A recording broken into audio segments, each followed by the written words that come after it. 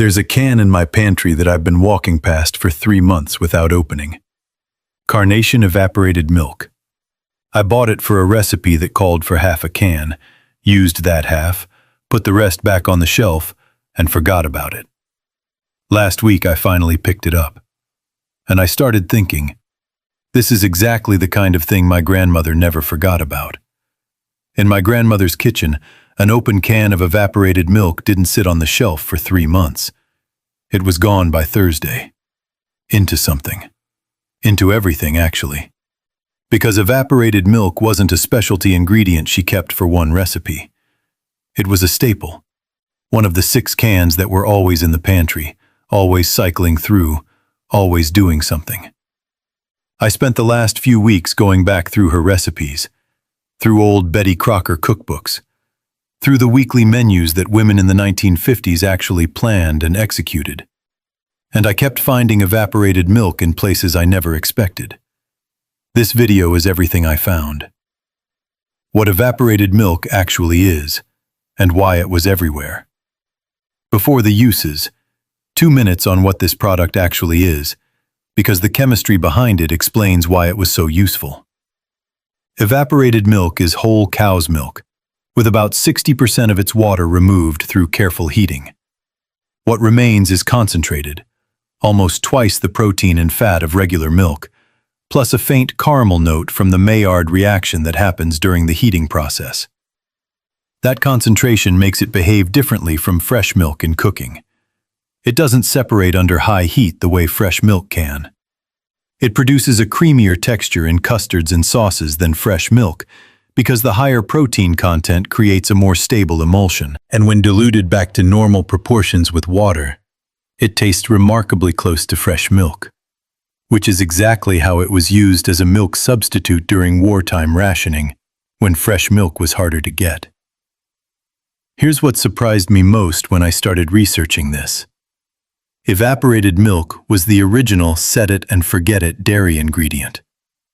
It didn't require refrigeration until opened. It lasted for years on the shelf.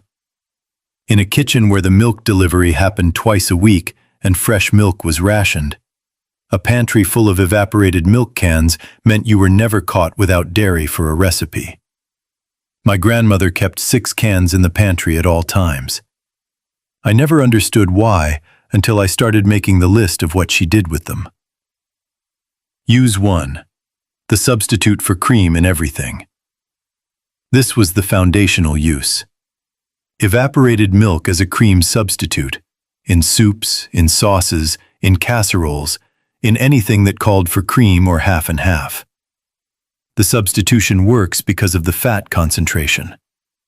Full-fat evaporated milk has about 7.9% fat, higher than regular whole milk at 3.5%, lower than heavy cream at 36%.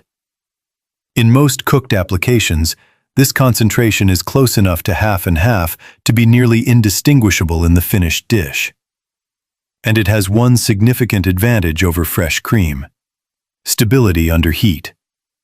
Heavy cream can break, separate into fat and watery liquid, if heated too quickly or combined with acidic ingredients. Evaporated milk, having already been heat processed, is significantly more stable. My grandmother's cream soups never broke. Her cream sauces never separated. This was not because of technique.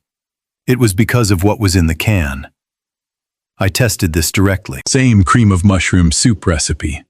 Made once with heavy cream, once with evaporated milk. The evaporated milk version was actually better. Slightly thicker, slightly more savory from the caramelized milk solids, and noticeably more stable when reheated the next day.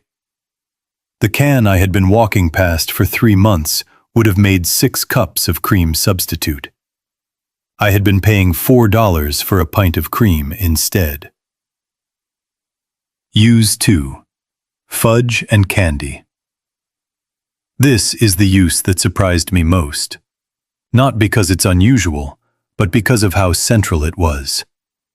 Evaporated milk fudge appears in almost every American women's magazine from 1945 through 1965. It's in Good Housekeeping. It's in Ladies' Home Journal. It's in the community cookbooks that women's clubs published all across the country.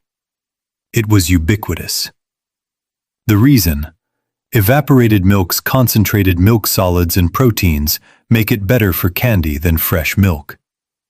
When cooked to the softball stage with sugar and butter, it produces a fudge with a smoother texture and a more intense dairy flavor than fresh milk fudge, without the grittiness that fresh milk can produce if the sugar crystallizes unevenly. The Carnation Evaporated Milk Fudge recipe, which is printed on the can and has been there since 1934, is still one of the most reliable fudge recipes in existence. Not because Carnation developed some proprietary formula, because evaporated milk is chemically better suited to candy making than fresh milk. My grandmother made fudge with evaporated milk every December. She made it in the same pot she used for soup. It came out perfect every time. I spent years trying to replicate it with fresh milk. It was never quite right. Use 3. Pie filling.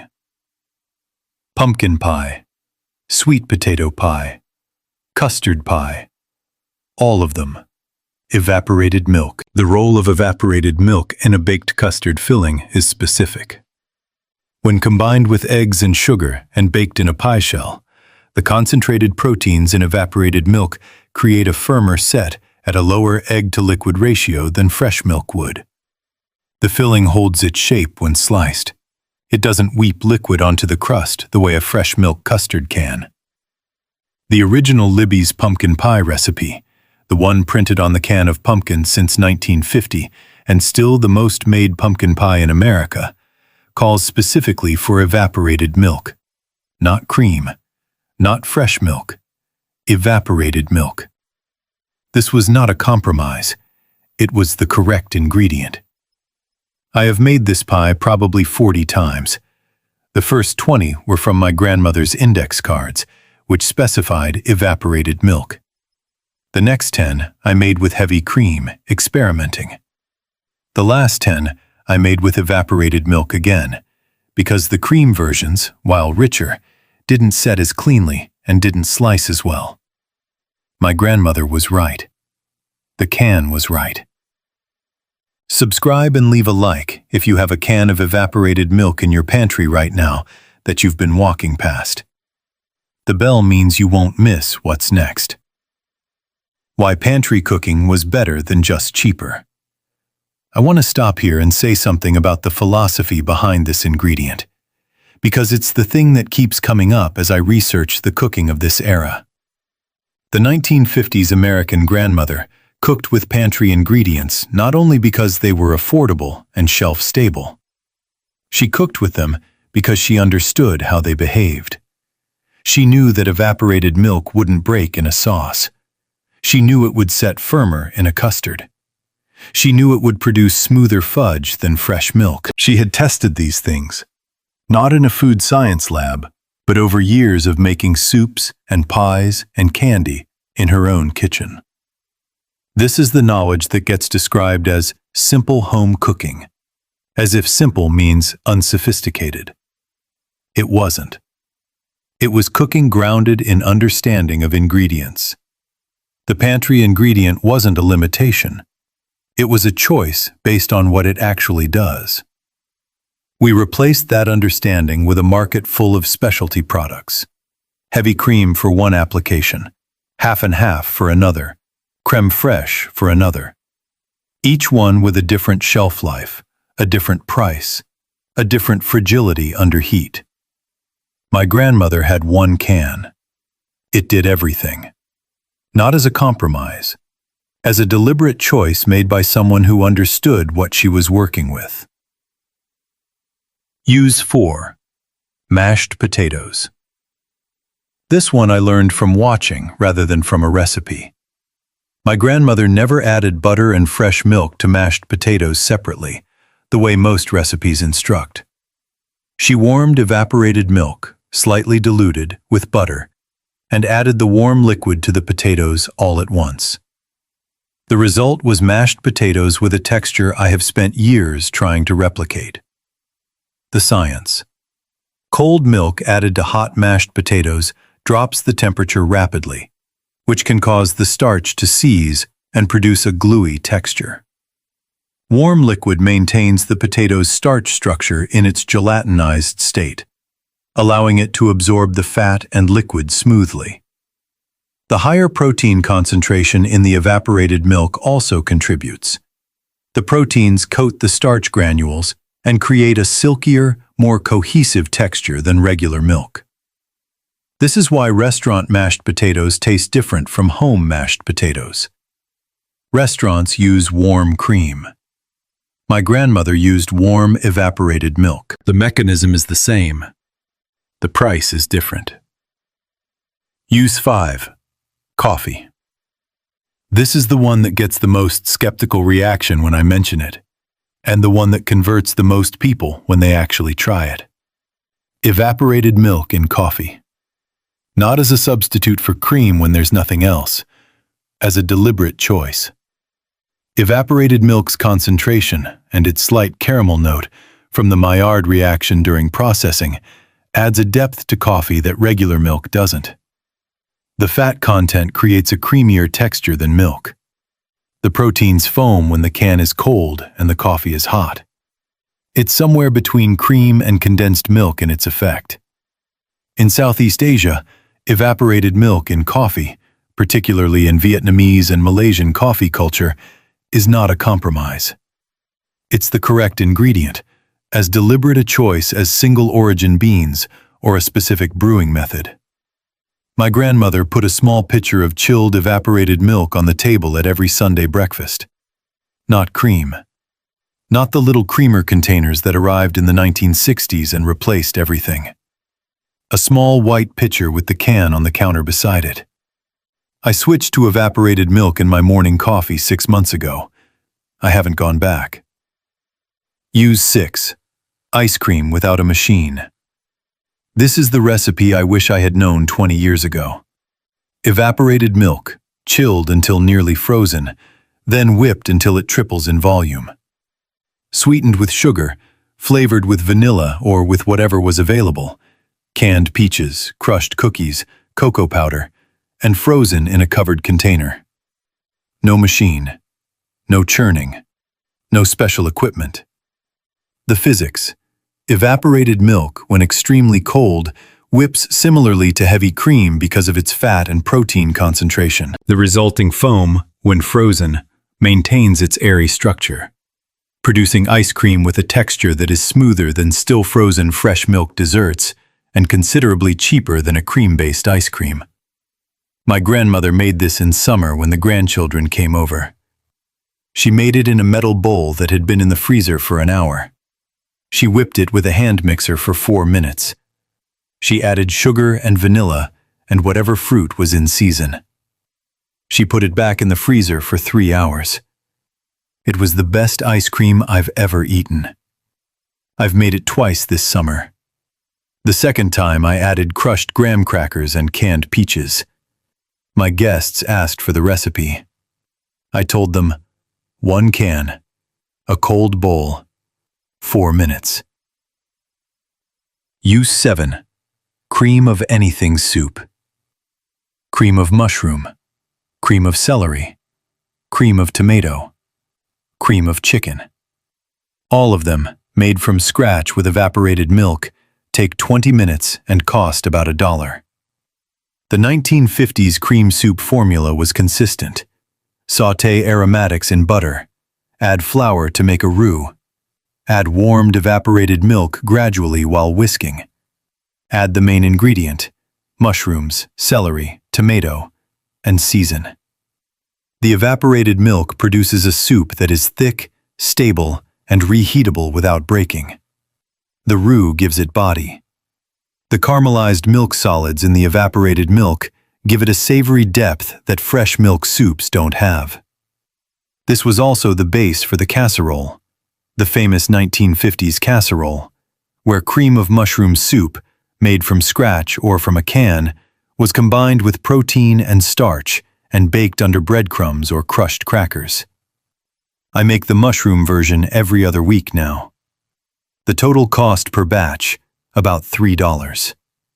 The equivalent jarred soup from the specialty grocery store, $7. Use 8. Bread pudding sauce and custard sauce. The sauce that went over bread pudding, over warm cake, over the apple Betty, it came from the can.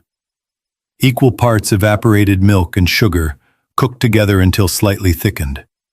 Vanilla added off the heat. That's it. The concentrated milk solids in evaporated milk allow this sauce to thicken without a starch thickener. The proteins coagulate gently under low heat and create a sauce with a pourable consistency that firms slightly as it cools. Exactly the texture you want over a warm dessert. A version of this sauce, made with heavy cream and called crème anglaise when done correctly, is the equivalent in fine restaurant cooking. The difference is the price and the fragility. Crème anglaise breaks easily if overheated. The evaporated milk version is nearly foolproof. My grandmother never served bread pudding dry. The sauce was always there. It came from the same can that had made the cream soup on Tuesday. What I learned from one can. I have been back to the pantry 3 times while writing this video. The can that sat there for 3 months is gone now. It went into an ice cream that I made on a Tuesday afternoon for no particular reason. Into mashed potatoes on Thursday that were better than any I've made recently. Into a cream of tomato soup on Saturday that I ate for lunch for 3 days. 1 can. 3 things. 0 waste. My grandmother would have found it unremarkable. Obvious.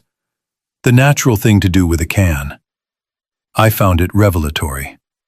Because somewhere between her generation and mine, the knowledge of what a can of evaporated milk can do got lost. We replaced it with a refrigerator full of specialty dairy products, each with a 1-week shelf life, each fragile in its own way, each adding something to the grocery bill.